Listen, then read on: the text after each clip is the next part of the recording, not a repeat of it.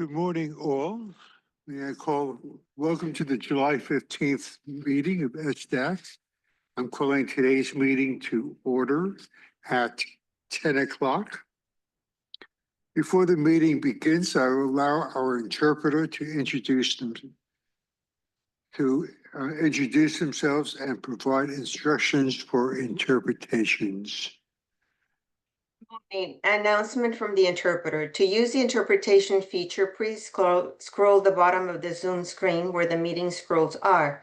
Click on the interpretation icon, the world, and select English as your language. If you are joining through the Zoom mobile app, cell phone, tablet, etc., please press the ellipsis, 3 dots, then interpretation, and then choose your language. Finally, click on mute original audio to not hear the original Spanish in the background. Headsets are available for interpretation. If you are in the meeting room, please check out a headset from the receptionist in the lobby. Buenos días, aviso por la intérprete. Para hacer el uso de interpretación, favor de desplazarse a la parte inferior de la pantalla de Zoom, donde aparecen los controles. Haga clic en el icono de interpretación, globo terráqueo, y seleccione Spanish, español. Si está utilizando la aplicación móvil de Zoom, celular, tableta, etc., presione los puntos suspensivos 3, luego interpretación y luego el idioma. Si no desea escuchar el audio original en inglés en el fondo, por favor seleccione Mute Original Audio, silenciar audio original. Contamos con auriculares para el servicio de interpretación si se encuentra en la sala de reunión. Favor de pedir los auriculares con la recepcionista en el vestíbulo. Gracias. Thank you. I'm Ted Kagan, Vice Chair of SDAC. Our Chair, Kristen Steinberg, will not be attending today's meeting. Can we have our clerk, Mr. Michael Garcia, please confirm that we do have a quorum? We do have a quorum, Chair. Thank you. I will now ask SANDAG staff liaison Tim Garrett to please lead the land acknowledgement. Thank you. I would like to take a moment to acknowledge the land that we call home. The tribal nations of the San Diego region have historically faced injustices. We acknowledge the harmony that existed between the land, nature, and its original peoples who have since endured displacement, persecution, and systemic oppression. We pay our respect to the unceded territory and homelands of the 18 tribal nations of our region, the most in any county in the United States, from 4 cultural groups: the Kumeyaay Diegueño, the Luiseno, the Cupeño, and the Cahuilla. This land has nourished, healed, protected, and embraced them for many generations in a relationship of balance and harmony.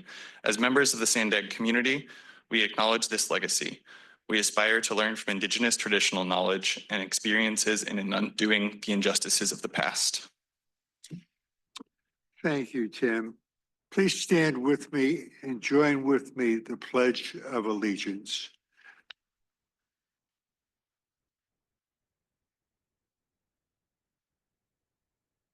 I pledge Allegiance to the flag of the United States of America and to the republic for which it stands, one nation, under God, indivisible, with liberty and justice for all.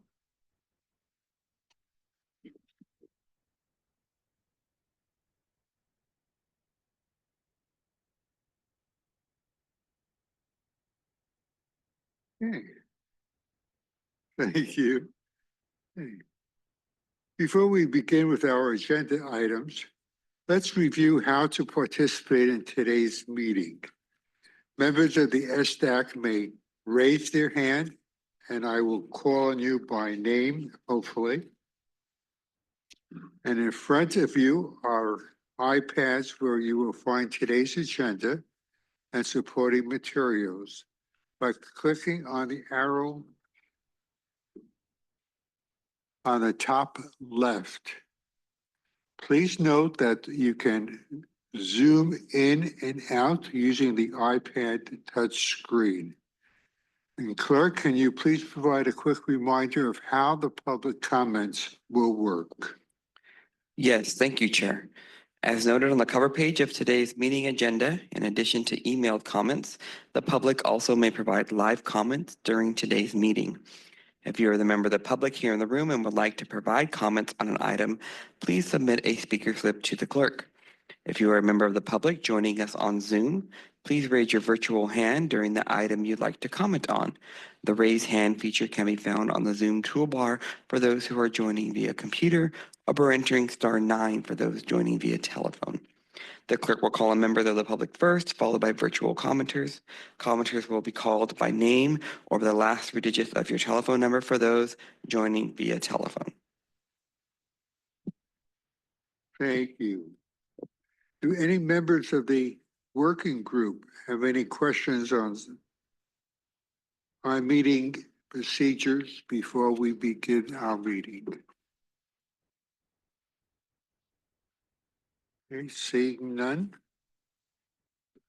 With that, let's start with item number 1, non-agenda public comments and communications. And first, member comments. Members of the public shall have the opportunity to address the Social Services Transportation Advisory Council on any issue within the jurisdiction of SANDAG that is not on this agenda.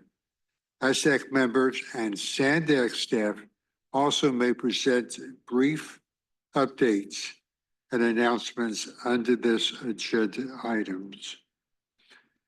Clerk, do we have any non-agenda comments from the public? We have no non-agenda comments from the public, Chair. Thank you. Do any of the members have any non-agenda comments? Shirley. Okay.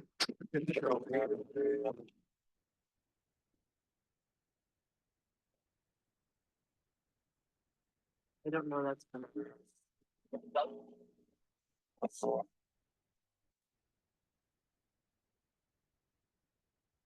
Not even. Okay, that's a much better night. I actually have, my comments are some compliments. One is I'd like to compliment the Circulate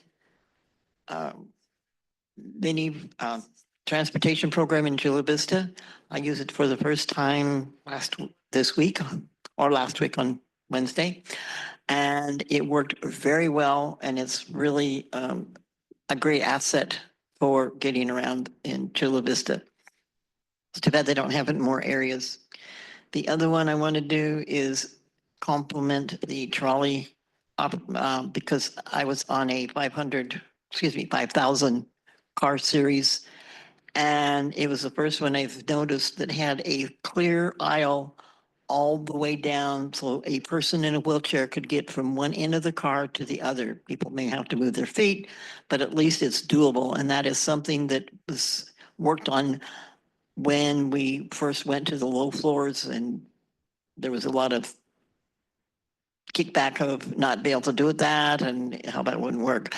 And so I'd like to commend the trolley operation for finally going to a low floor car that a person in a wheelchair or with a mobility device can now get from one end of the car to the other. Thank you. Thank you, Charlene. I really appreciate your comments at each meeting. Thank you. Do we have any updates from SANDAG staff? Yes, thank you. First, I'm going to allow a new SANDAG staff member to introduce himself. So Kevin Ressler, if you'd like to say a few words. Good morning. Hi, I'm Kevin Ressler. I am the new Senior Administrative Analyst for Title VI of the Civil Rights Act and ADA at SANDAG. I started here about a month and a half ago, and so I'm still learning the ropes. I have a prior career with the Federal Highway Administration as the National Title VI Coordinator. And before that, I was with the Indiana Department of Transportation. But really, I'm just a skinny kid from Green Bay, and I'm here to learn from you. And I'm really hoping that in future meetings, we'll have some things to present. I have some ideas cooking, and so we'll have some updates for you, hopefully in the future. Thanks, everybody. Thank you. Welcome.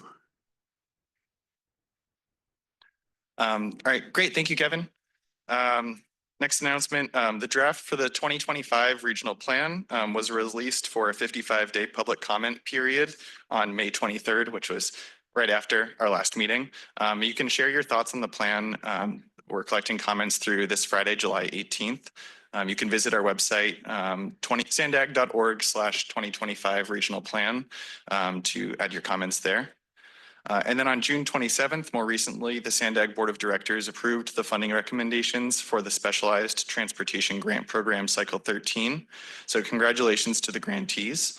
And those projects should be starting in the next few months once grant agreements are executed. And that's all I have for staff updates. I'll turn it back to the chair. Excellent. Thank you. Any follow-up comments or questions on this for the staff report? Do we have? Seeing none, thank you. Seeing no further comments, we will continue to the consent agenda. This includes item 2, the minutes from our May 20th meeting. Note that being absent does not prevent members from making corrections or voting on the minutes. Are there any public comments on the consent agenda? We have no public comments on the consent you. agenda, Chair.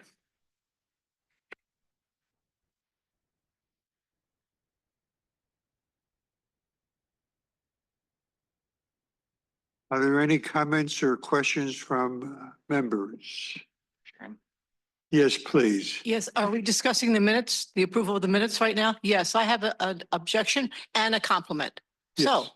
in the agenda, you do have a link that will take you directly to the minutes. That's new. I like that because before we weren't getting the minutes, and Charlene and myself both know that. But now when I went to it, as you can tell, I am rarely silent. So I know I made comments in the last meeting and my name isn't in there other than being a member. And I know I've made comments. So I'm questioning how those minutes are put together. Thanks. Okay, thank you.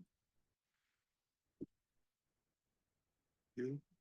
Do you have any comment from the staff on that? No. Yeah, I can say that in general, we've simplified I would say simplified is the right word. The way we've done minutes, there used to be quite diligent note-taking done in the minutes for all of the working groups and policy advisory committees and board of directors. And about a year ago, I would say, there was a decision to simplify that, not spend quite as much time in putting all the minutes together, recognizing that there's a trade-off with not getting as much detail as maybe we had previously. But that's been the agency direction. So I've tried to kind of mitigate that by following up with more detailed notes that I take during the meeting and sending them out to the SDAC members. So I can continue to note who's made comments and things like that with the comments that I send out. That would be appreciated because and all I saw, like one of the comments was from David. It didn't say what it's about, but my name wasn't mentioned as any comments. And I know I always make them, so does Charlene. So just wanted to give you that feedback. But thank you for adding the link to the minutes. I appreciate that. Great. Thank you. Okay. Go to Charlene. Charlene. Yes, sure, Charlene.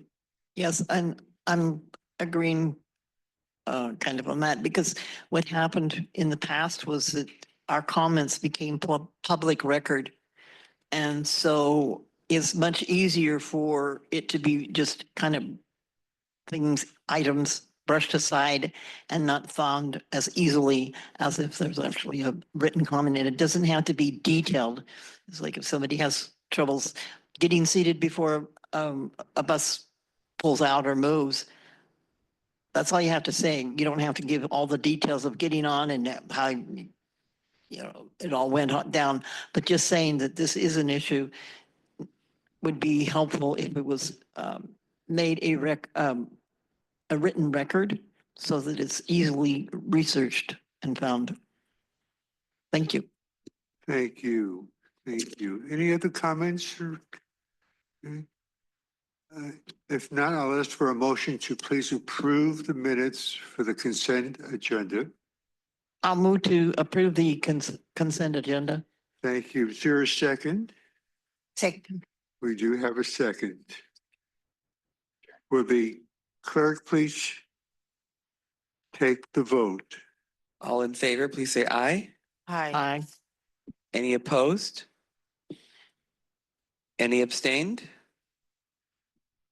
The motion passes unanimously with those members present. Thank you. We will now move to the next item, which is item number 3, is SDAC membership selection. And Tim, please announce our new members. Thank you, Vice Chair. So at our previous meeting in May, I announced that we have 5 positions whose terms are expiring. As you all know, it's a 3-year term. And so 1/3 of the members approximately expire each year. We sought applicants to fill these positions in accordance with the SANDAG, with the STAC charter. Per the charter, members are chosen by a selection panel, serve a 3-year term beginning and ending in the month of July. Terms are staggered such that selected members, approximately 1/3 of members expire every year, like I said.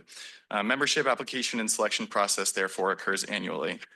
Applications were available May 20th through June 27th of 2025. A selection panel consisting of 3 STAC members whose memberships were not expiring, and 1 SANDAG staff member, myself, evaluated the applications received and selected the new members. So thank you to the STAC members who volunteered to serve on the evaluation panel. Those selected to fill the vacant seats as new members are the following: Mark Fletcher for at-large alternate seat A, Kate Pecora, at-large alternate seat B, Emily Tran, at-large alternate seat C, City of San Diego Citywide Recreational Services Age Well Services Department, represented by Morgan Furr and Sharon Moninger as the social service provider for people with disabilities, and Jewish Family Service of San Diego, represented by Maureen Glazer and Catherine Robertson as a social service provider for people with limited means. The new at-large members, who I mentioned first, will be seated as alternates, with those previously holding alternate status being moved to primary members for the new term. Congratulations to these successful applicants. They'll take their seats at the next meeting of the STAC on September 16th. And at that time, at the following meeting, or at next meeting from now, STAC members will elect a new chair and vice chair. So be thinking about that. And then on another note related to membership, I've been informed that the On the Go national program via CARS, Charitable Adult Rides and Services, transitioned to be underneath Jewish Family Service of San Diego effective July 1st of this year. So with this change and with the selection of Maureen Glazer and Catherine Robertson as representatives of Jewish Family Service of San Diego, the seat previously held by On the Go will no longer have any specific representatives. And so the STAC charter says in this case that if a member must be replaced, the position will remain vacant until the next selection cycle, at which point the position will be advertised and filled along with all other available positions. So normally we would advertise this next year, next May, just kind of the same timeline as this year, announce the selected member in July, and they would be seated in September. And that would leave the On the Go seat empty until then. But given that we're at the beginning of a new membership term, another possibility is to advertise basically right now the availability of that On the Go seat in order to fill that seat and get some more members on the STAC, for the next several meetings. So at that point, if we went with that, we'd advertise the availability of that seat and have them seated by November, so just one meeting later. So I'd like to know from the STAC members if you'd like to fill the seat now, have that kind of special election, or if you'd like to just wait until the next term. So with that, I'll turn it back to Chair to facilitate the conversation, but looking forward to hearing your feedback. Okay. Do we have any comments on that Sure. note? Yeah, I do. Yes, please. Yeah, I would like to see it filled. I think getting input is very important. And so that would be my recommendation. And if you need a motion to move it forward, I would make that motion that we go ahead and advertise it because it's the majority of the term. Okay, thank you. Yes. Yeah, I would like to see a special election so On the Go can be participating immediately.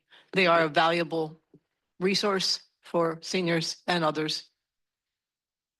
Thank you. Okay. And we're up for election for chair and vice chair in September. So keep that in mind for those two positions that will be opening. Question. Hey, Ted, I made a motion. yes, Certainly. I made a motion that we move forward with advertising to fill the vacant seat. It won't be for on the go because they're no longer on the go as such. It's with Jewish Family Services, but to have something equivalent in agency participation, but to advertise and fill that seat. And so I made that as a motion. So I think it needs to be seconded. thank you. Ask for a second. Any further comments? Yes, please. Oh, No comment. okay, thank you. Yeah, I see. Okay. You want to ask if we have a second? Hmm? You want to ask if we have a second? So we have a second on the motion then to, let's say, to approve what?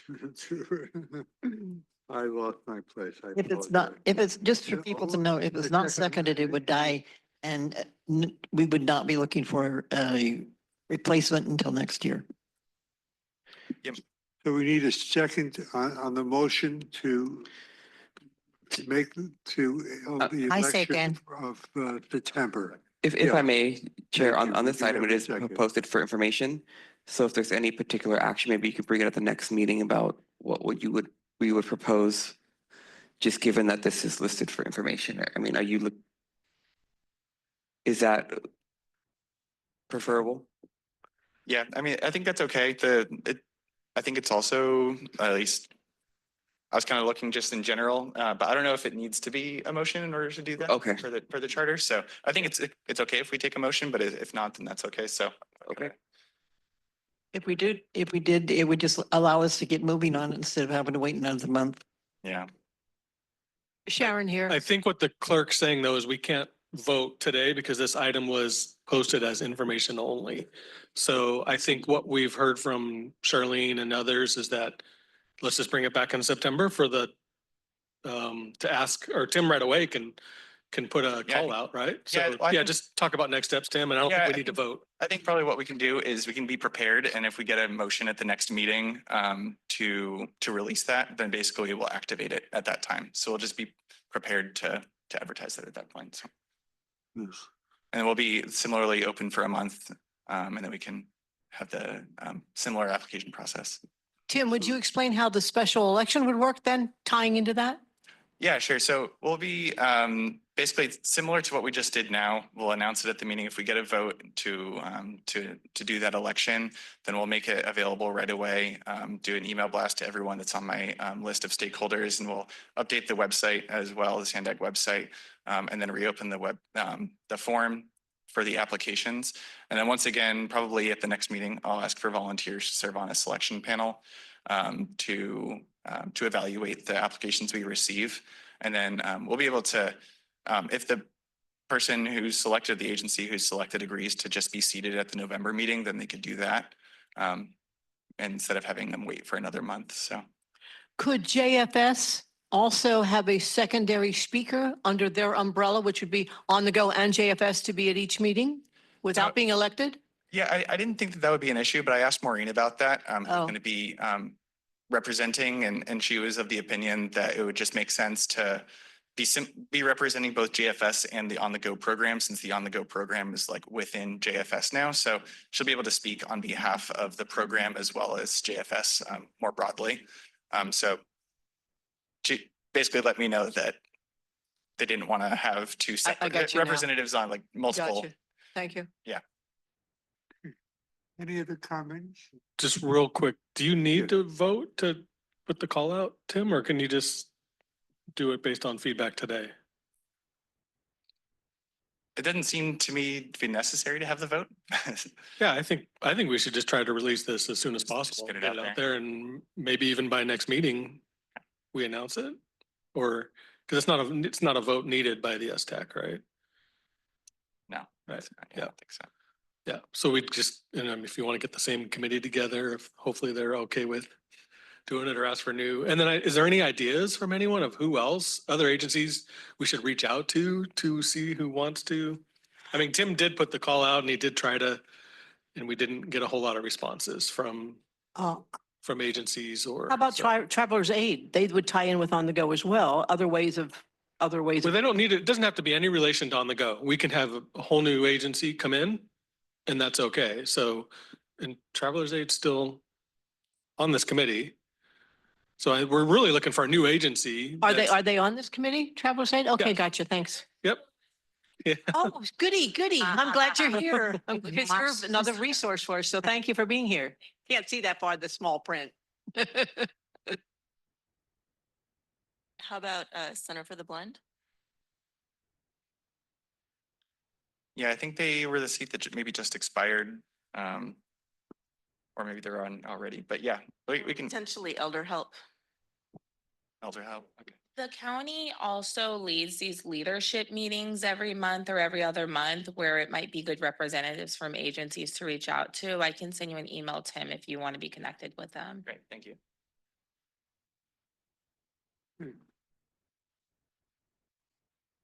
Thank you for, let's move on to. And just for the item number record, again, 4. throw one more thing. I know we didn't call for public comment on this item, but there's no public comment on this item, just for the record.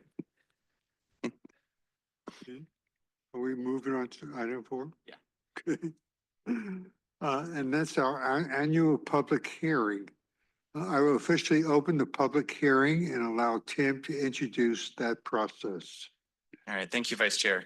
In accordance with the California Public Utilities Code, STAC is responsible for annually identifying transit needs in San Diego County, including unmet transit needs that may exist within the jurisdiction of the council and that may be reasonable to meet with new or expanded public transportation or specialized transportation services. Additionally, per the Public Utilities Code, SANDAG must ensure citizen participation, utilizing STAC to gather the input of transit-dependent and transit-disadvantaged persons, including older adults, people with disabilities, and people with limited means. The process includes at least one public hearing in the jurisdiction represented by the Social Services Transportation Advisory Council.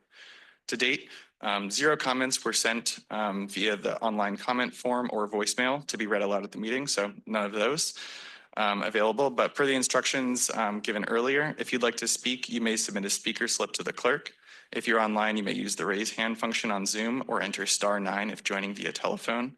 And for clarity of the record, please identify yourself each time you speak. Any comments received will be investigated and if necessary, forwarded to the appropriate agency for a response.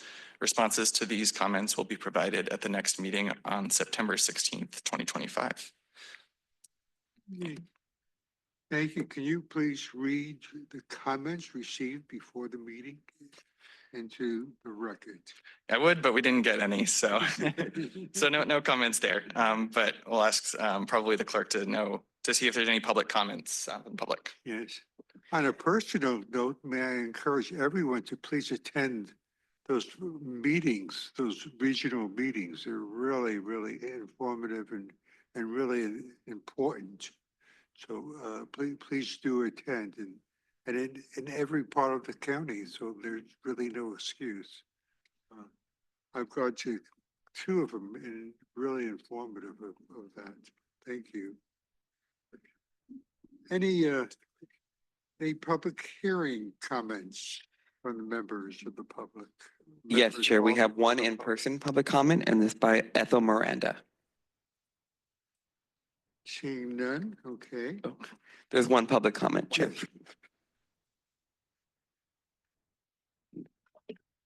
That's by Ethel, and Ethel, you have 2 minutes.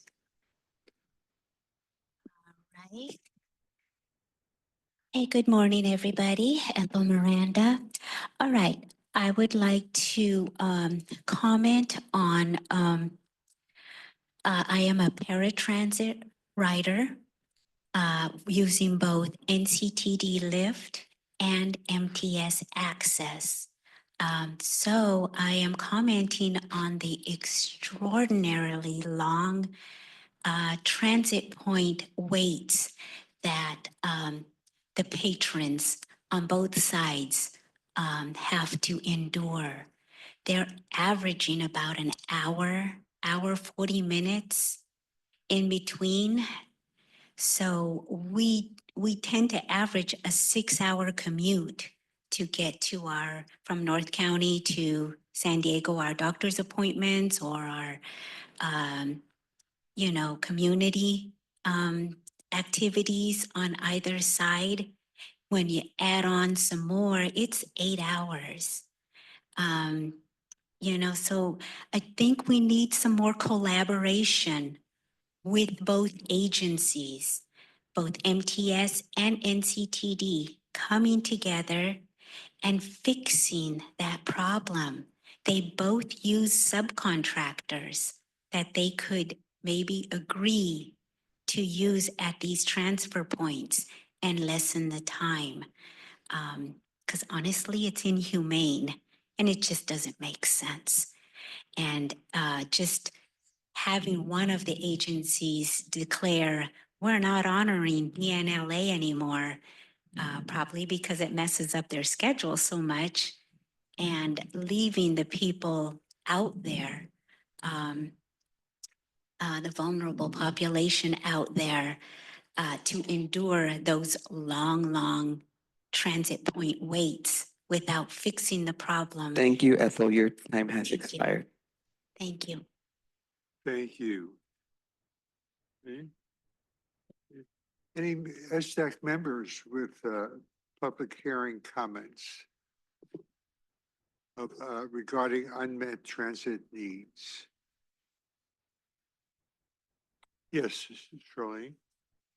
I've expressed it in the past, and it becomes more important now with the do not leave alone part of the paratransit, in that a couple of the transfer, at least one of them, transfer points for North County to San Diego is in a less than desirable location. Also, some of them do not provide shelter. So if I'm needing to wait for another vehicle and nobody's around, I don't have a real sheltered place to be. I could be out in the rain, the wind, whatever. And so for, and also some people with a disability need to have access to bathrooms, and especially in a lengthy ride.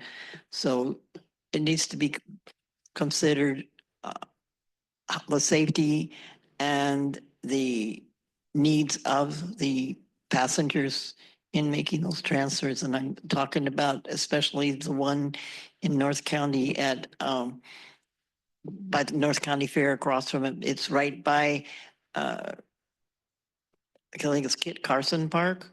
That is not the most desirable place to be, especially at night. And it's very dark over that area and very, very limited shelter. So especially with the do not leave alone, we need to look at that. Thank you. Thank you all for your comments. Any further comments? And we want to thank you all for your comments.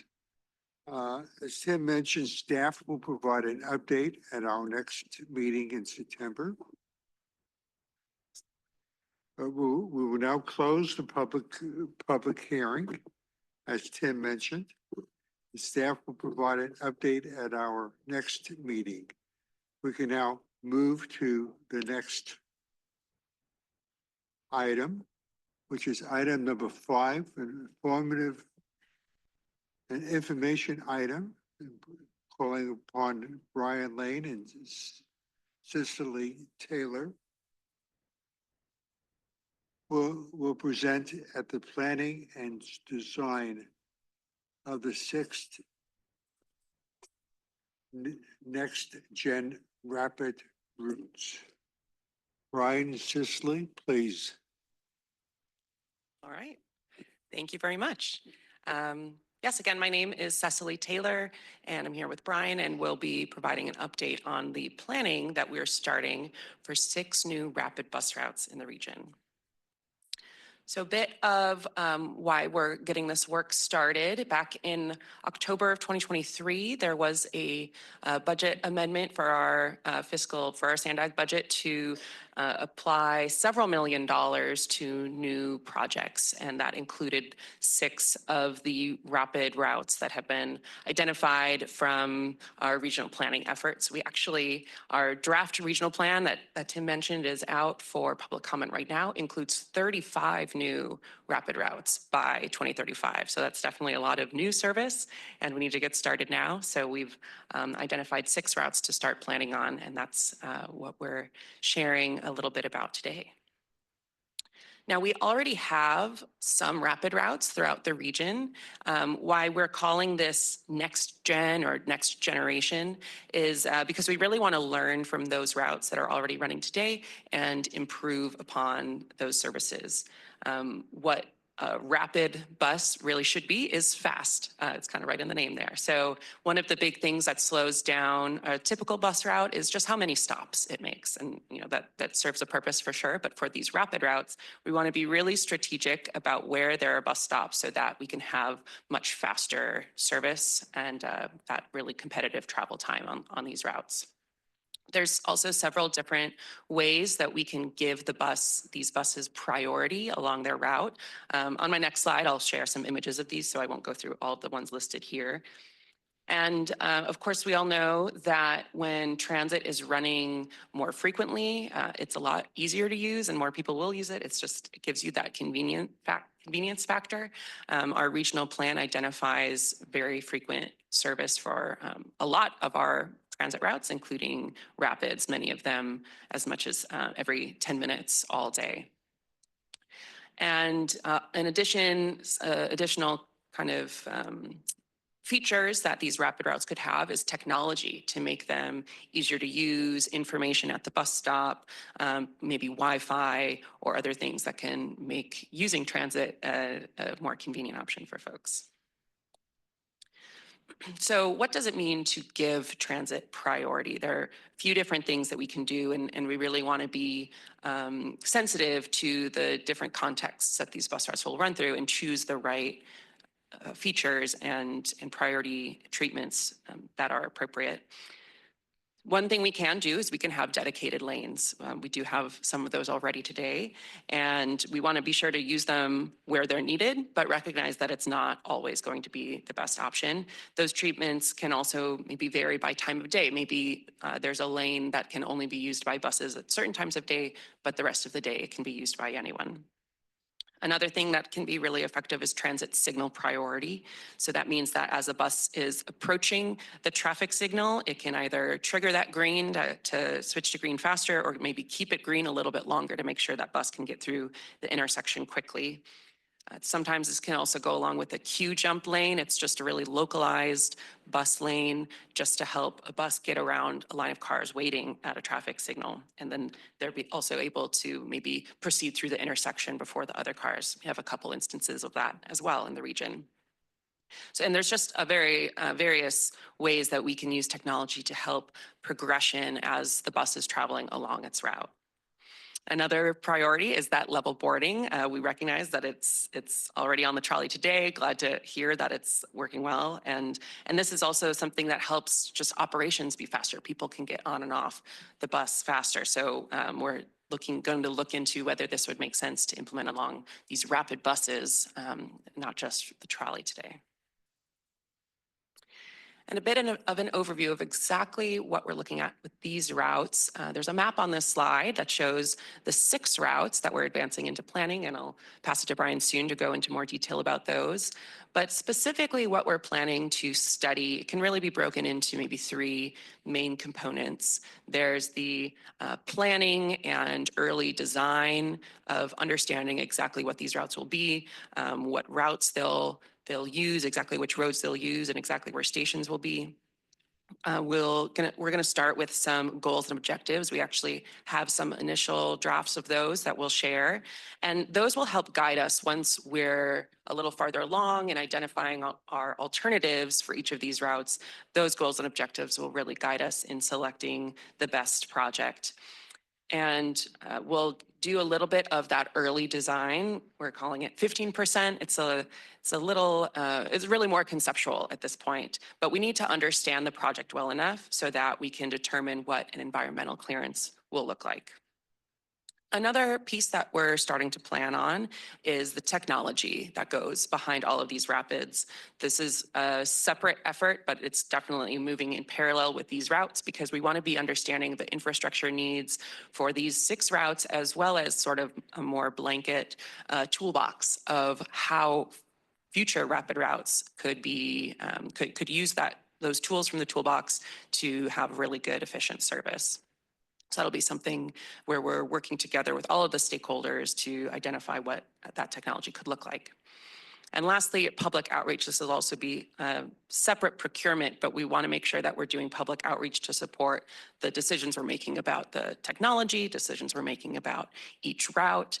We'll be partnering with our community-based organizations to help get the word out, get that critical input, holding a lot of stakeholder meetings, not just with our, local agency partners, but all kinds of stakeholders that can help us understand how these routes can really best meet the community needs. And the reason we're doing all of this work is because when we get through the end and we have that, we call it 15% design, we'll be in really good shape to go after some federal funding sources. They're called the capital investment grants.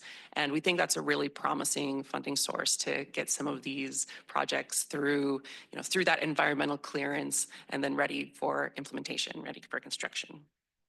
And with that, I'll pass it to Brian to share a bit more about the routes.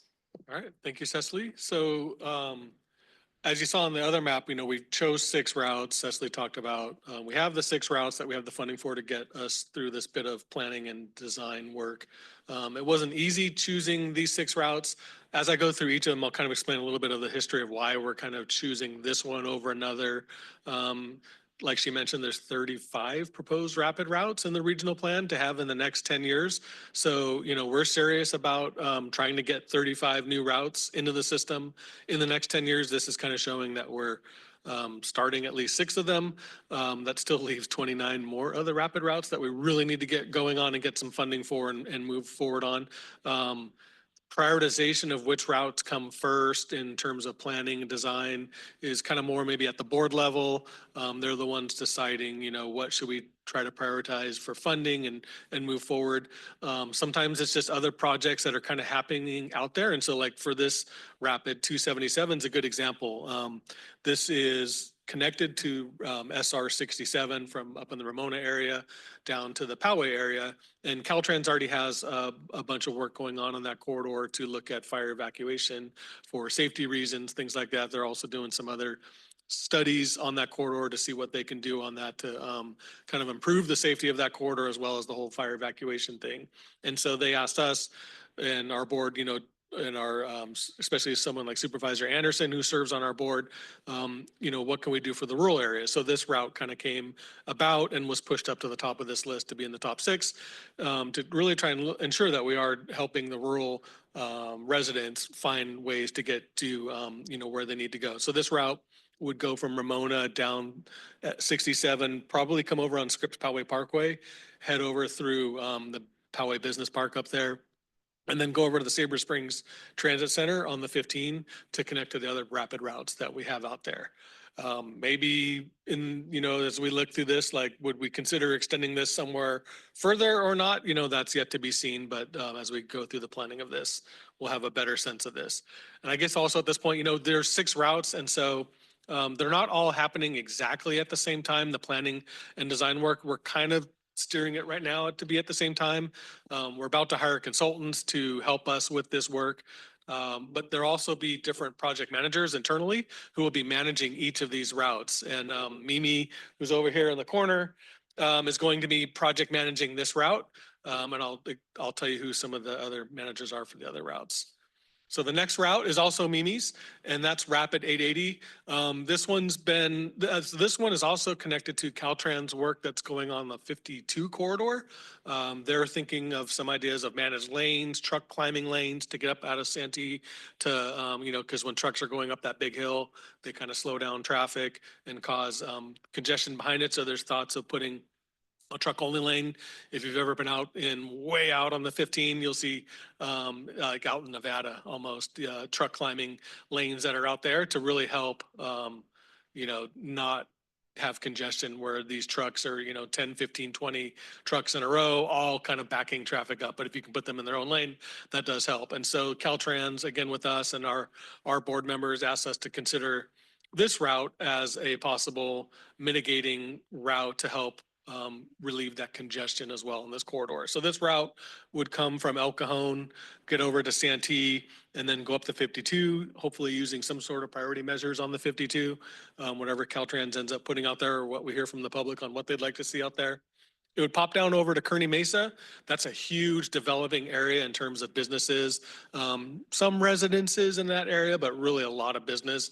Come over Claremont Mesa Boulevard and then shoot up the 805. Again, we're not sure exactly what transit priority measures we'll have on the 805. We're planning managed lanes in that area. So, if those come sooner than later, that's something we could use. And then it would come over into the university area, serving UTC and then also UC San Diego. Third on our route, and this one I'm going to be the project manager for, and these rapid numbers, I know when we were doing some of our public outreach meetings, people were wondering like, where'd you get that number from? Is that going to be the final number? No, it's not. Maybe we'll have, what do you call them? Prizes or something for numbering or do things. But the agencies themselves, depending on who actually operates this, would probably use their numbering system to actually number it. This is just numbering for our modeling purposes. But this route we've heard a lot about. The Riverside Transportation Authority used to have a couple routes that came down from Temecula area down into San Diego. And with COVID, those kind of died off, obviously with, the reduced ridership. So we've been hearing a lot from the North County elected officials as well as residents, folks from CSU San Marcos. Can we get something back to help serve our residents? So again, and then this is the third route that's also tied in with Caltrans work. Caltrans is doing currently right now environmental work on the I-15 SR-78 managed lanes connector that would connect managed lanes that are already on the 15 to managed lanes that will be built eventually on the 78. And so that connector would just leave cars in the middle on those express lanes. They wouldn't have to get off and then get back on. They could just stay on that and connect straight over to the 78. Caltrans, as part of their work, is just looking for other ways to help reduce congestion in this corridor. And so this is one of those routes that was asked to be brought up into it. So this route, you can see on the map, it doesn't show the Temecula area. It would go up into Temecula. We'll be working with the Temecula City folks, the Riverside Transportation Authority folks, Caltrans district from up there. That's a whole nother Caltrans district than the ones we work with down here in San Diego, as well as their regional planning agency up there to talk about like what kind of ideas, where should we locate the stops up in Riverside. It would come down the 15. Again, we don't have any plans for managed lanes on the 15 in the short term. So this project is going to be a fun one to kind of dive into. What kind of creative solutions can we come up with to help that bus get priority on the parts of the 15 where there is congestion? If you've ever driven that route in the afternoons, especially Thursday, Friday afternoons, parts of Fallbrook and then up in Rainbow and areas like that get really bad congestion. You wouldn't want a bus to sit in that congestion. So what could we do without a managed lane in the short term to help provide opportunities for that bus to get past that? So I'm not sure exactly what we'll do, but that's the planning we'll do with that route. And then this route would come down to Escondido, probably serve the Escondido Transit Center, and then pop over to Palomar College and CSU San Marcos. And there's already a Kaiser Hospital in that area. I think they're expanding. Another hospital is going to be built, I think, soon in that college area over there. So all areas that we could serve. Fourth route is the Rapid 640. Cecily is going to be the project manager for this route. We kind of call this our Blue Line Express precursor. We've heard a lot of feedback from the public that they'd like to see a express version of the Blue Line from the border to downtown, but to do something like that, you'd really have to have a third track out there to provide those express trains the ability to pass the regular trains that are in service. And to do a third track in this area is just really expensive, super expensive, if not almost impossible, because of those costs and some of the constrictions with the geography. So in the meantime, if we can do a rapid route that would kind of serve this and ideally, give travel times that are much faster than even an express train could in this area. Right now, the idea was just at San Ysidro Transit Center would hop on the 5 and then get into downtown, serving a couple stops along Broadway that we already have today, maybe something over near City College as well. Cecily is going to be looking into, should we add a stop maybe in Chula Vista in our national city to also, provide options for those folks. Our next route is the Rapid 688. Tim's going to be the project manager for that route. This one we call the Purple Line precursor. If you know about the Purple Line, it's a trolley route that we had in the regional plan for the last few iterations, serving the 805-15 corridor from the border up more inland than the Blue Line is today. This route would also start at the San Ysidro trolley and then come up the 805, stop at a few places. Not exactly sure yet exactly where it would stop. That's the planning that Tim will do with his work. Come up the 15, stop, use the interline stations that we already have today on the 15 at University and El Cajon Boulevard. Possibly serve the SDSU West. That's not its right name. What's the Mission Valley West area? SDSU Mission Valley. That's where the Snapdragon Stadium and SDSU is going to be building a lot of classrooms and dorms and things like that. Serve that somehow. There's not an easy way to get off the 15 over into that, but maybe we would build something. Caltrans is thinking in the longer future of something to build to get transit over into that area. Come up the 15, maybe not get off on Claremont Mesa Boulevard, but have a stop near there, and then shoot over to UTC. We were just meeting with UCSD officials last week, and they were kind of interested in also having this one come over to UCSD because it could be a potentially faster version than the Blue Line. Probably not faster from the border, or maybe faster from the border all the way to UCSD, but definitely from the mid-city area, a great option to get students from the mid-city area up into UCSD. And then lastly, another route that I'll be the project manager for is the 625. We'd already done some initial planning on this route as part of another 3-route group that we had done a couple of years ago. This route, SDSU is super excited about. They've been asking us to get this done sooner than later. They know from surveys they have a lot of students who live in South Bay who struggle to get up to SDSU. Right now, there's a couple routes that you'd have to connect to get up in there, and they're just local routes, so they stop and they're very slow. They stop everywhere. So this route would serve SDSU, come down Euclid through Southeast San Diego, City Heights, down to National City, and then Chula Vista, and then over to the trolley down there at Palomar Street in Chula Vista. We're not sure it stops. I mean, that's all. Oh, the Palomar trolley, possible, most likely, yep. Cecily hinted towards goals. We've kind of identified 5 goals that we will move forward with. These are the goals for the rapid routes on how we would look at the alternatives. So over the next 6-12 months, we'll be looking at possible alternatives within each route.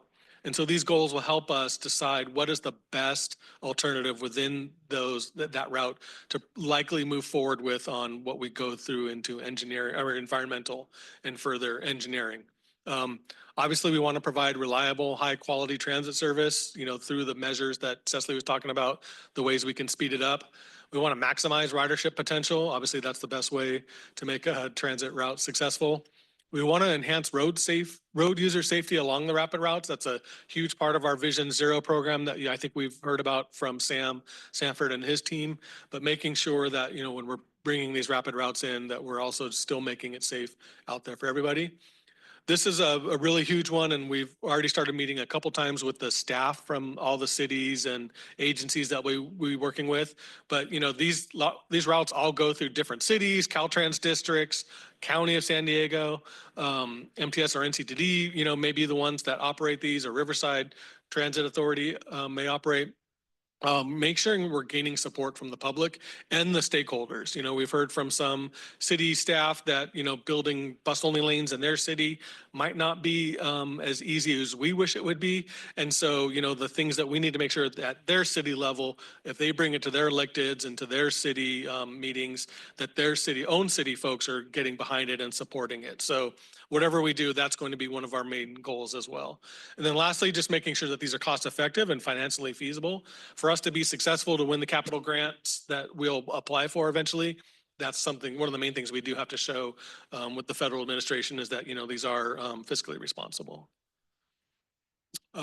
Something I didn't talk about on the goals, but I think it's just something that we is always going to be there. All of our stations are going to be accessible. So we're not going to have goals and objectives and performance measures looking at that because that's just something that's standard. Same as almost safety or first mile, last mile active transportation connections. We're going to be considering those regardless of the alternatives. And then the agencies today have to consider zero emission vehicles. So that's something, we don't really consider directly in the goals, but it's something we'll be looking at.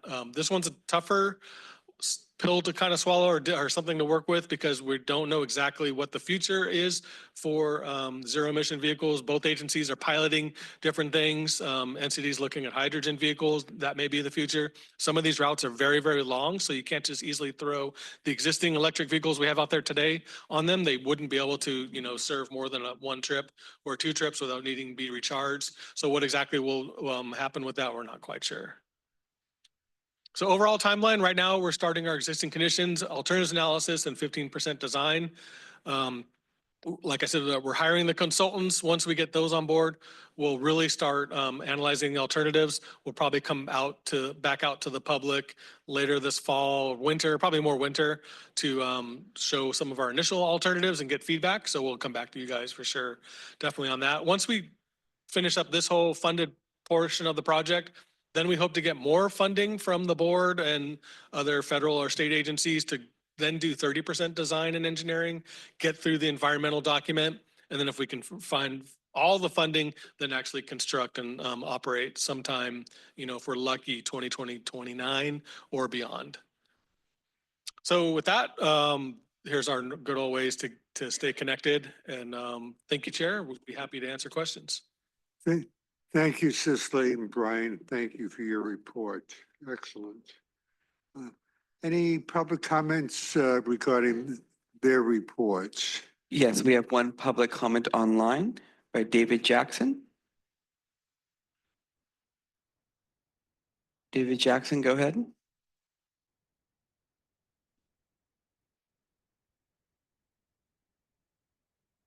David, you there?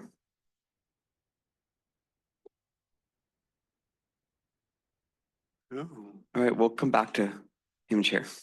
I'm not sure what the issue is. You just move on.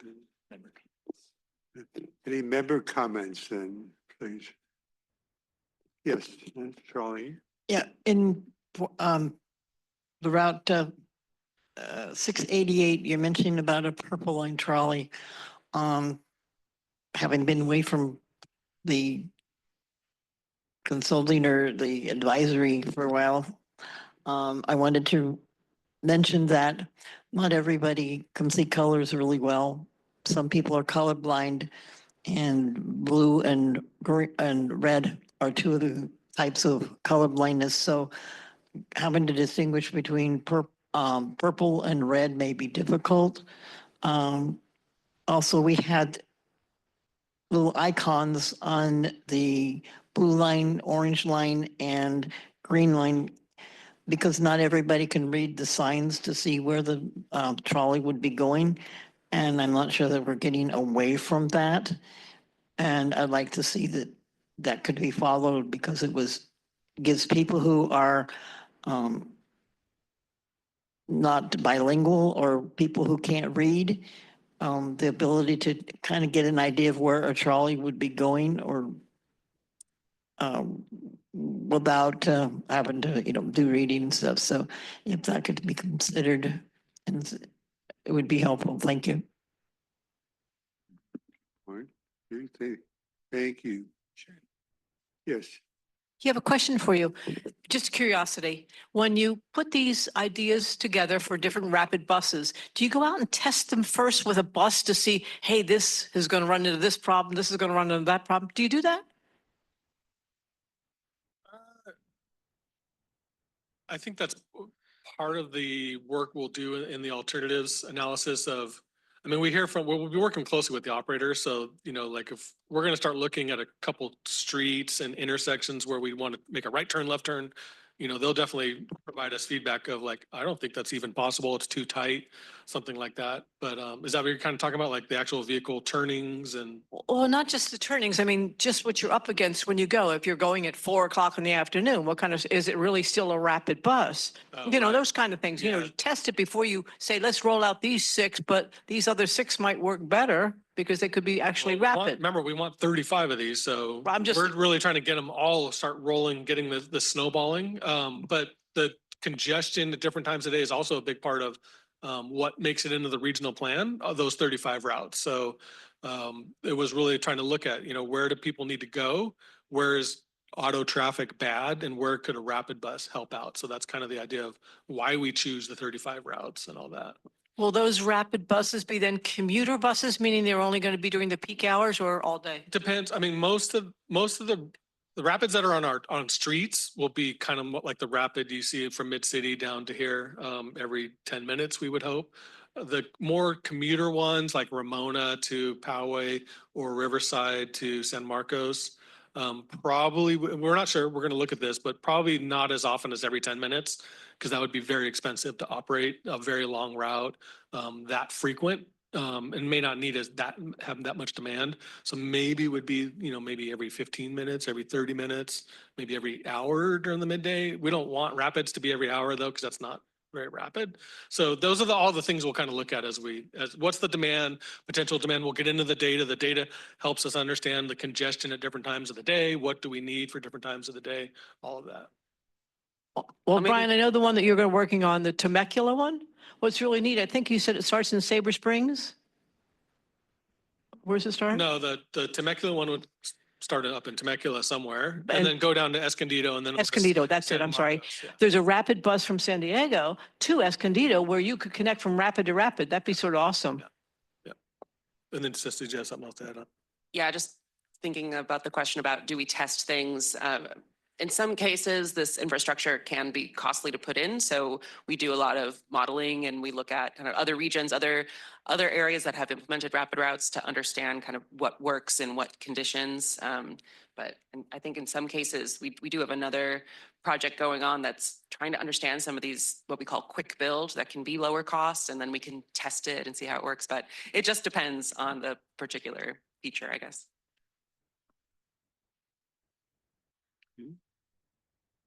Any other comments? Okay. Thank you again, Cicely and Brian. Appreciate that report. Thank you. Okay. The next item, item 6, discussion item by Ruby Morales and Tim Garrett, who present an update on the coordinated plan. Tim and Ruby.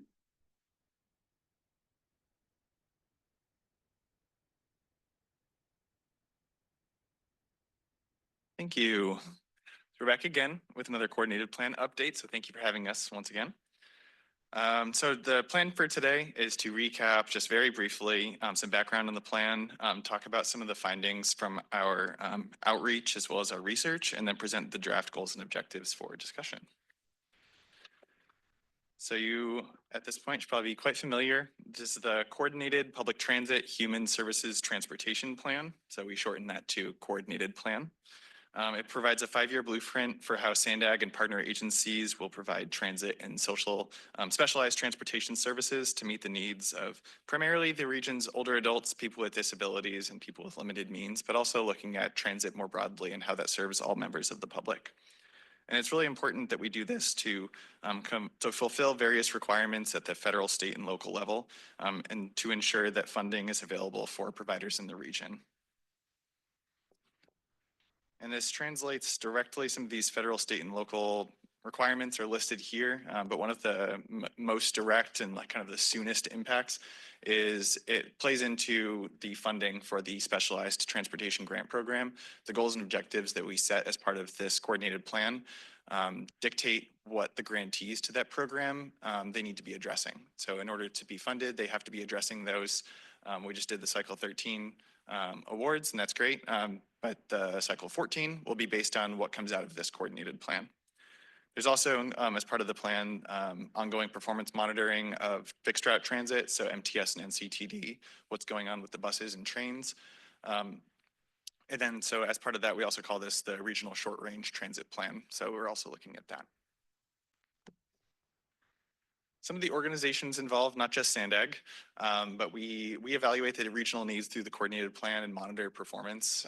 We do it on like this 4-year process. This is something we do every 4 years, but we're also monitoring performance on an annual and even quarterly basis. We have meetings with the transit operators to review the latest transit data. MTS and NCTD are heavily involved as well, both as operating fixed route transit and paratransit. So that's MTS Access and NCTD Lift. We also collaborate with the Consolidated Transportation Services Agency, the CTSA, which is FACT. And that organization in this role is providing coordination and referrals to other providers. Specialized transportation providers is a variety of organizations, many of them nonprofits and many of them represented on the STAC today. And then we also have the local jurisdictions, so that's the cities and the counties within the region. And many of them provide services for older adults and people with disabilities, so they're related not just to transportation, but they're kind of in this whole system. One new piece we hadn't presented on previously, we did some research in the last few months into the Consolidated Transportation Services Agencies, some of the structures that other agencies use throughout the state.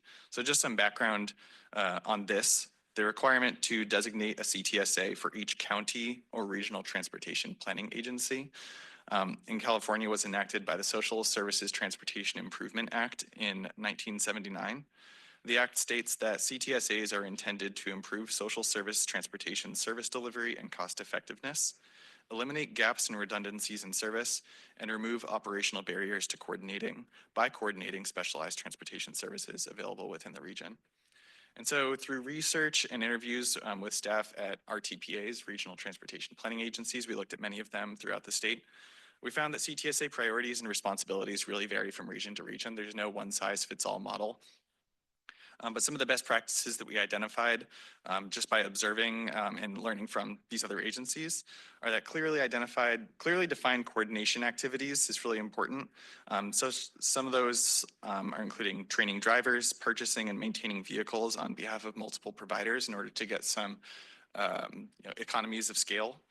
Performance measures that are included in contracts, examples being the net impact on administrative overhead for participating providers and the number of rides given by other transportation providers via referrals from the CTSA. Really want the CTSA to be effective in managing all of the different options that are out there.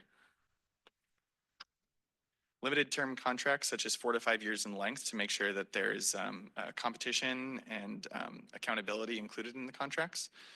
Adequate and reliable funding so that the services don't fluctuate as much over time. We observed it's important for these agencies to have funding so that they can kind of plan ahead and be a dependable source of information. Providing referrals to effective and cost-efficient service providers, and also being responsive to the local needs identified by transportation providers and riders, and that's really region-specific. And then we also heard and we observed that there's a lot of value in separating coordination from providing transportation. There's some agencies out there across the state that provide transportation as a CTSA, but in that cases, there's generally less duplication. And so when we find that there is duplication, that the coordination function kind of falls off. And so what we have here in our region is somewhat unique and not necessarily optimized for doing the best transportation and the best coordination activities. With that, I'm going to turn it over to Ruby, talk about our outreach. Thanks, Tim. So just a brief summary of our outreach. So for the coordinated plan, we had 3 focus groups, 1 for providers and 2 for writers. We also had a scientific survey, so that survey effort lasted a month, and it focused on transportation behavior. We took an address-based sampling approach where we mailed out survey postcards to households that had an older adult age 65 years of age or older. To be eligible for that survey, you did have to be 65 years of age or older or with a disability or both, and we did receive over 1,500 responses. We also made various presentations to different SANDAG working groups at different project milestones, such as when we introduced the project, when we shared the survey results, and we also held different project development team meetings as well with stakeholders like MTS, NCTD, in addition to including local agencies as well. So from our outreach efforts, we were able to identify needs and service gaps. From the survey and focus groups, we learned that respondents were not aware of the available transportation options, even though they were very comfortable using technology and online search tools. We also identified that different public agencies have similar responsibilities, such as assessing the needs of older adults and people with disabilities. And we determined that data collection efforts currently conducted could benefit from collaboration. Overall, transportation could be more efficient and would benefit from more coordination, especially specialized transportation. Fixed route transit can be improved by higher frequency service and greater accessibility. And we also want to acknowledge that funding for transportation services is limited and our region's population is aging, so it's going to be increasingly important to address these gaps.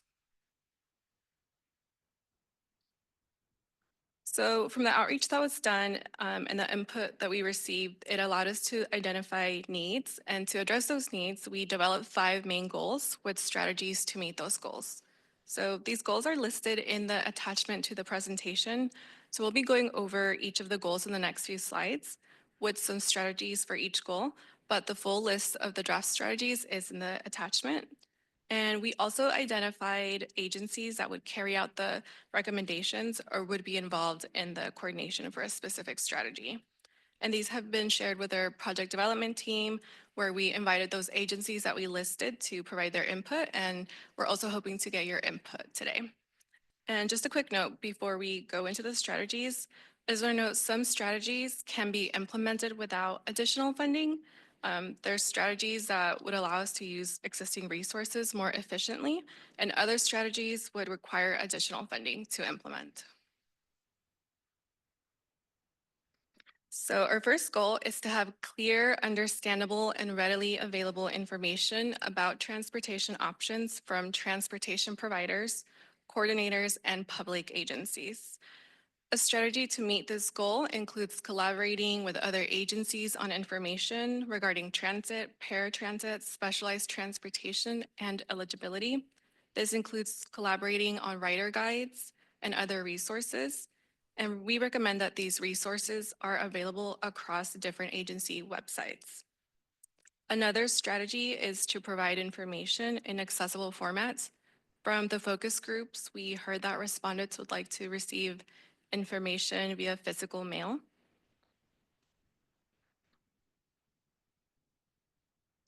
Our second goal is to have usable and shareable data to support planning efforts and improve mobility options. And this is data relating to older adults and people with disabilities.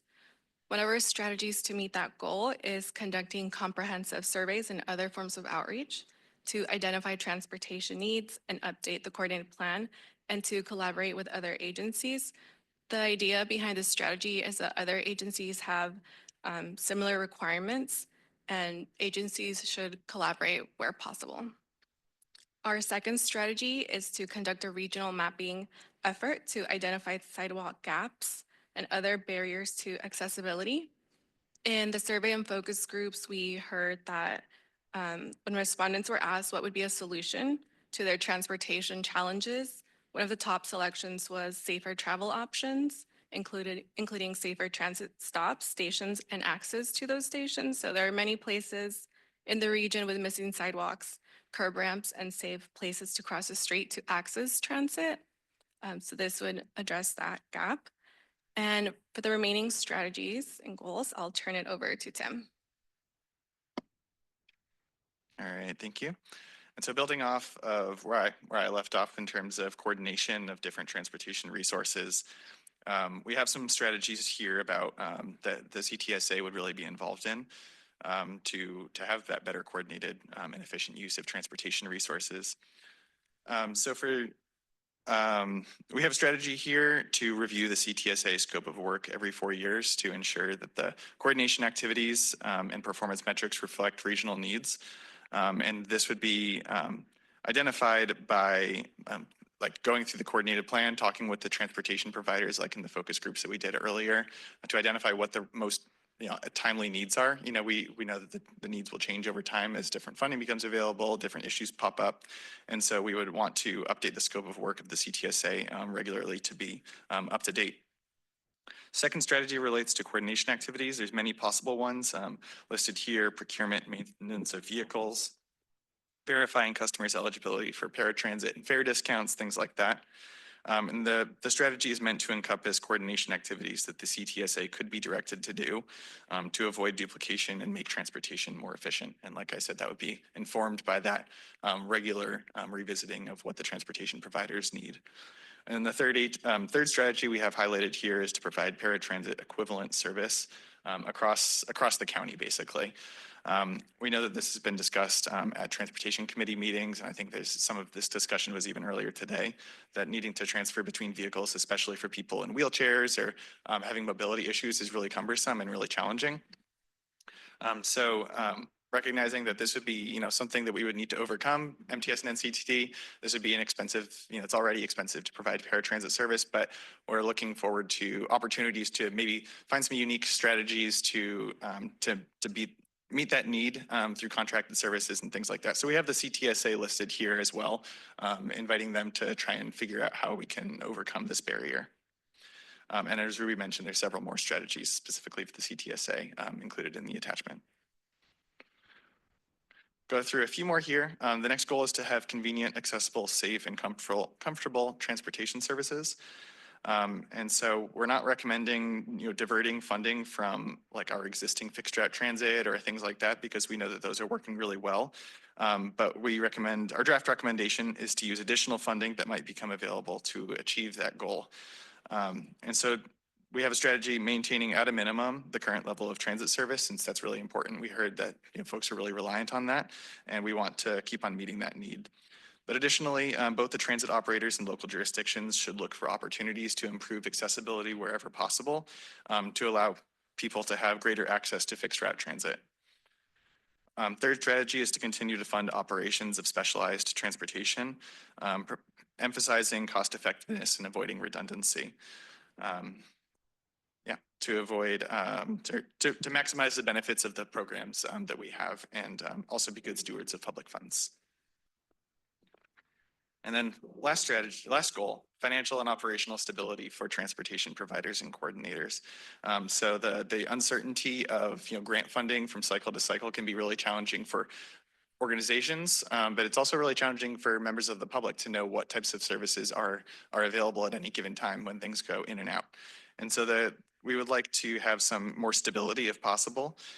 So we have recommended as a draft recommendation, since we have additional responsibilities that we'd like the CTSA to do, better coordination, we recommend allocating more funding to the CTSA on a regular basis to allow it to focus on that mission, as long as that's tied to effective performance. Second recommendation listed here is for SANDAG and transit operators to continue to seek additional funding for fixed route transit, but also transportation in general. And then third one here is to recommend that future proposed funding measures include dedicated funding for specialized transportation, similar to how Transnet, which exists now, has dedicated funding for the senior mini grant program, which is part of the specialized transportation grant program.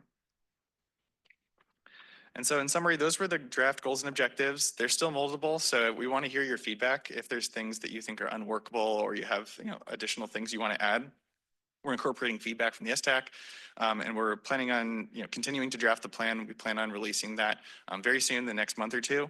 And so this is the time to get some changes made with that. And then after conducting a public hearing, which will happen in the fall, the Transportation Committee will be asked to approve the plan. So if you want to follow up with us after the meeting, coordinated plan at sandag.org, or you can reach out to Ruby and myself directly. With that, I'll turn it back to the chair for discussion. Excellent.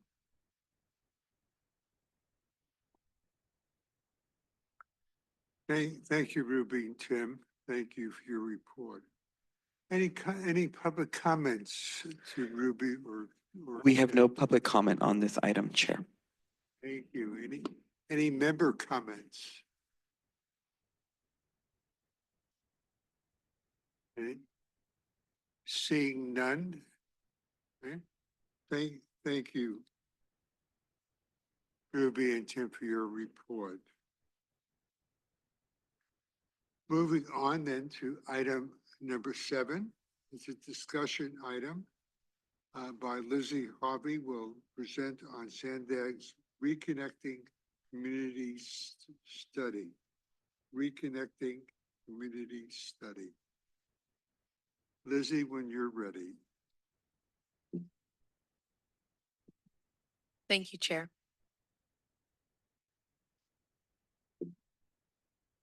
All right, good morning. I'm Lizzie Having. I'm a regional planner here at SANDAG. I'm the project manager for the Reconnecting Communities Study. To introduce the study overall, the study aims to define and identify project opportunities and strategies that will reconnect communities divided by harmful transportation infrastructure. So what is reconnecting communities? Generally speaking, we know that where we plan and construct transportation projects impacts communities today. Looking back in history, construction of transportation infrastructure, such as highways, harmed existing communities, displacing residents and local businesses and creating barriers by physically dividing once fluid neighborhoods. A report from the Federal Department of Transportation highlighted that highway routes were chosen where land costs were lowest or where political resistance was weakest, cutting through low income and communities of color more often than not. Today, reconnecting communities is an urban planning concept, an effort to restore connections and invest in neighborhoods. SANDAG applied for a Caltrans planning grant to identify and strategize with partner agencies like our local Caltrans D11 on reconnecting communities projects for our region. Here are the different tasks on the study. We've completed some of these tasks already, and I'll provide an overview of some of those key points today.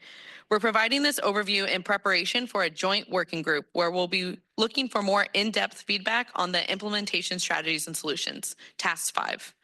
This task will include a suite of project opportunities for each of our identified areas or focus areas to promote reconnection opportunities. One key aspect of the study is to incorporate a data forward analysis, that Task 1 that you saw. So we worked really closely with our data science team here at SANDAG. We also collaborated with the Social Equity Working Group to help ground truth some of this analysis. Where we're at now and to provide an overview of what we've done, what we've worked on so far, I'll cover this analysis briefly in the next few slides. So for this first step, to help us understand what is a connected community, we want to understand what is a disconnected community to best focus project opportunities where it's needed most.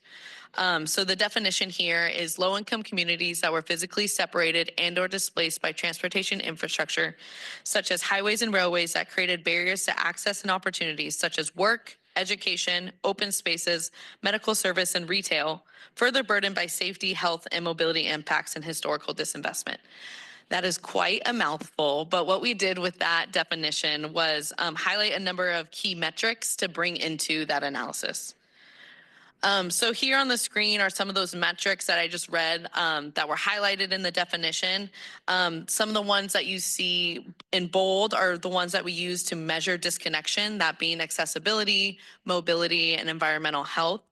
And then further focus on safety and social equity metrics that you see, disinvestment, safety, and income. So we focus the analysis on communities closest to transportation infrastructure, including those highways and railways that I talked about. Just a quick overview of the methodology, and we don't need to stay too long on this, but we created a scoring system for each of those metrics, and the community scoring highest demonstrated the biggest impact among those different metrics. Again, across accessibility, mobility, high incidences of crashes for safety incidences, for example.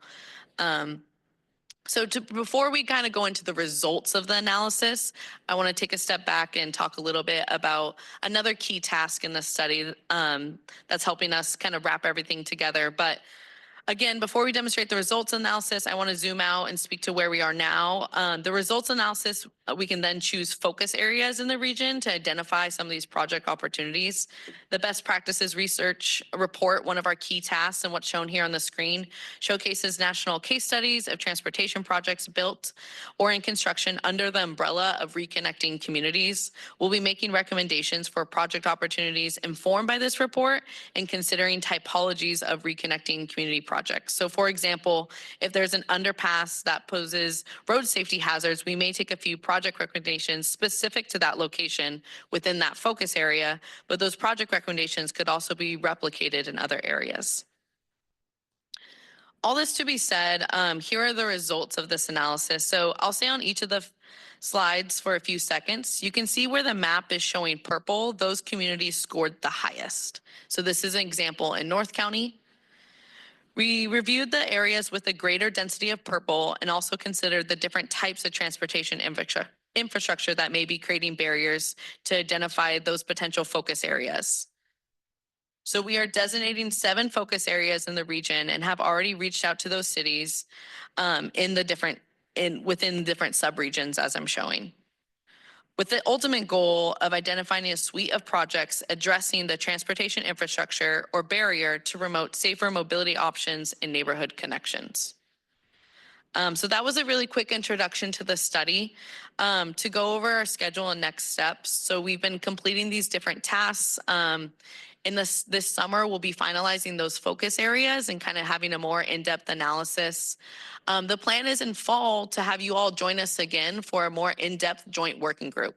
So today, my goal is really to introduce this study to you all, kind of get your idea for it, but we'll again meet in the fall with the social equity working group, mobility, you all, as well as sustainable communities, to kind of get that more in-depth feedback on our focus areas, project opportunities within those focus areas, and some other considerations. So again, just taking this moment to provide that introduction and context, and here today to answer any questions on the study and take any early considerations regarding accessibility for these project opportunities and recommendations.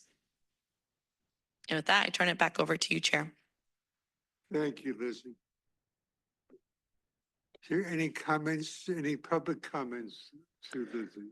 We have no public comment on this item, Chair. Thank you. Any member comments? Yes, please. Just a feedback for the agenda link for her presentation for Lizzie. It says access denied.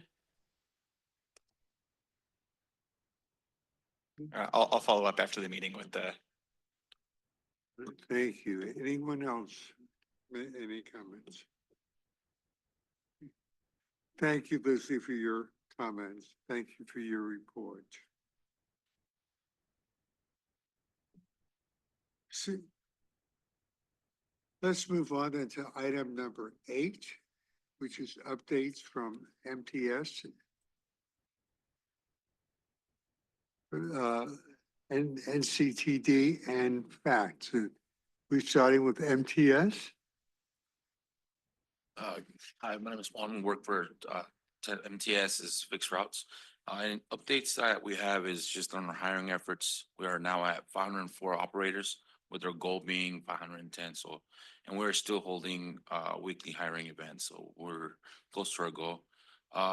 The big project in La Jolla that has been going on for the last 10 months with the big detour on the Route 30, it's finally going to come to an end at the end of the month. So we'll be hoping to go back into regular route at the end of the month for the Route 30. Also for the Route 4, the bike away project, we're expecting to return to regular route at the end of the month. That's been for the last 13 months. With the Pride Parade coming on Saturday, there's going to be major service interruptions in Hillcrest. All service alerts have been set to go out through the public. Thank you. Thank you. Thank you. In North County? Hi, thank you. We don't have any significant updates from NCTD, just a big milestone that starting in July, we brought all of our bus operations and maintenance in-house. So now we're directly operating all of our staff, and we're very excited about what the future will hold with that. But that's it from NCTD.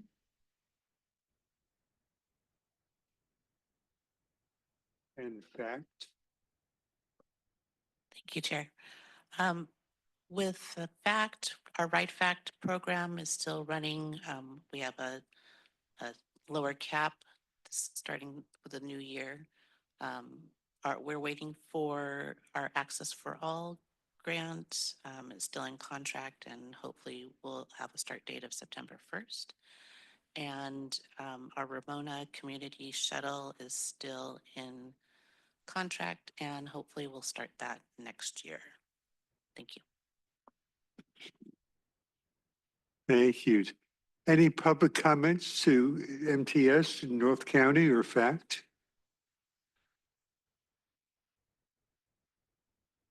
All right, no public comment on this No item. comments? Any member comments to North? Yes. Yeah, Sharon, I want to give MTS the Route 30. I was just on the web page again this morning, and there are 2 alert notifications about the Route 30.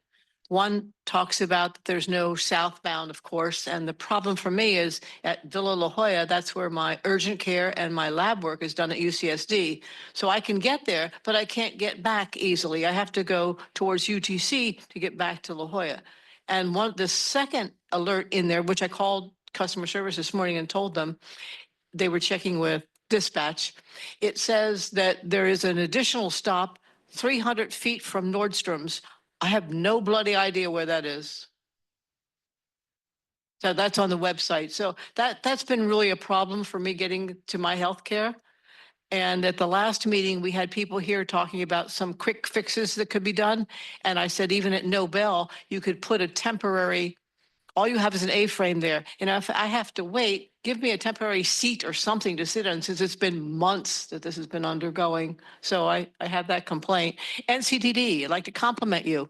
I love the new signs, the electronic signs that are in Old Town. They are just awesome. I was sitting there watching them this morning. So the coaster's this and the coaster's that. I like the color scheme. I like the blue with the green at the top saying Old Town Transit Center, and the orange for the dates, for the times rather.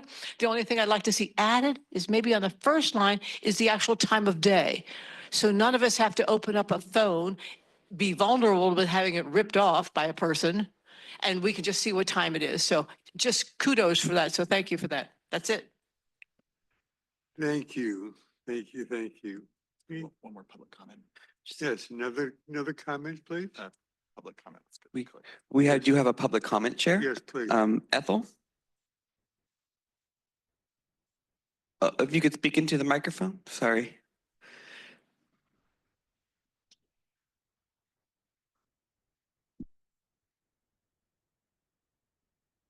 All right, thank you. Looking for it and got it. Okay, I have a question for North County Transit. I am wondering if we have an ADA administrator. What is the status with Robert Gibo and our ADA review committee meeting that was quarterly? So I know there's been a lot of changes, but there's been no communication.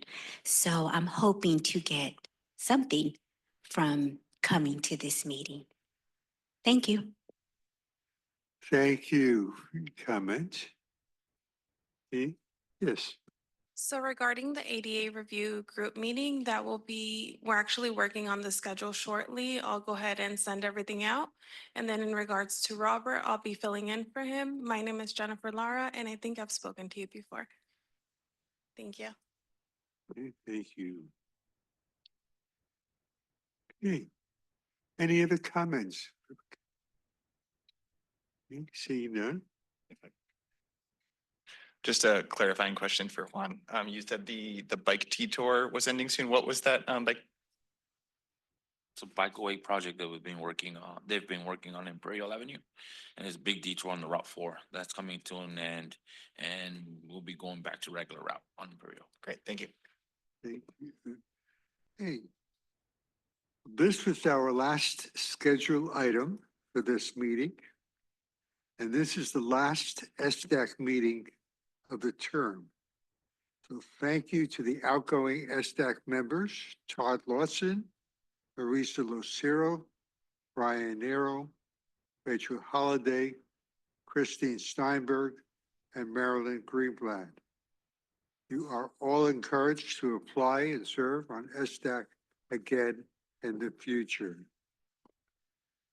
Our next regular SDAC meeting will be on September 16th at 10 a.m. Same place, same time. With that, safe journey home, and thank you for attending our meeting. Be well all.